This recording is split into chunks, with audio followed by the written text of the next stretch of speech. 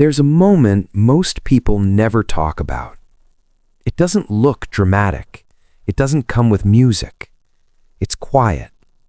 It's the moment you realize that people only have the power to hurt you if you keep giving it to them.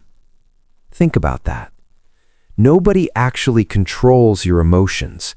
They trigger you, but you decide what stays. Most people spend years trying to change others, trying to be understood, trying to be treated better.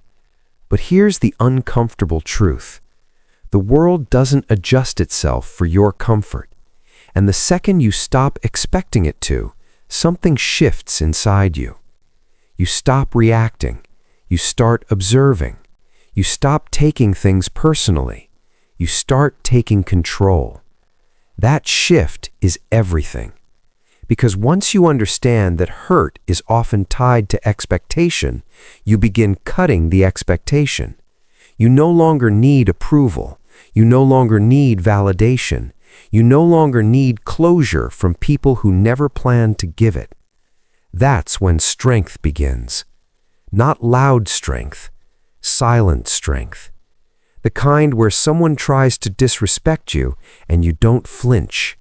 The kind where rejection doesn't shake your identity. The kind where criticism doesn't define your worth. Most people never reach this level because they're addicted to being affected. They replay conversations. They overanalyze tone. They attach meaning to everything.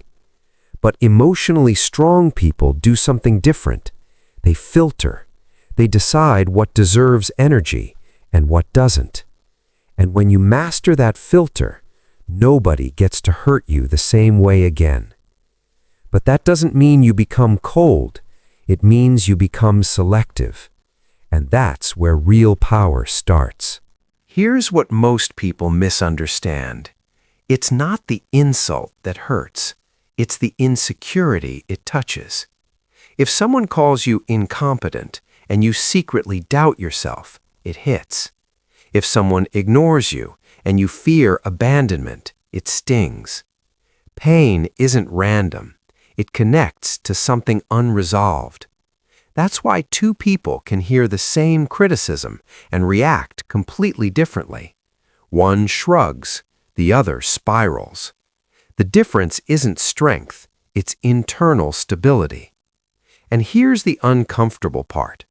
You can't control how people treat you, but you can control how prepared you are.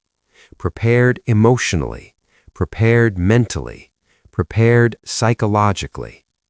When you build self-respect, insults lose power. When you build discipline, judgment loses weight. When you build identity, rejection loses meaning.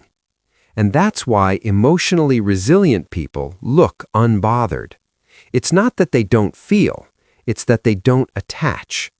They understand something powerful. Not everything deserves a reaction. Silence can be dominance, detachment can be strength, and self-control is the highest form of power. The moment you stop needing others to behave differently, you stop being controlled by how they behave. That's freedom. Here's the shift that changes everything. Stop asking, why did they do that to me?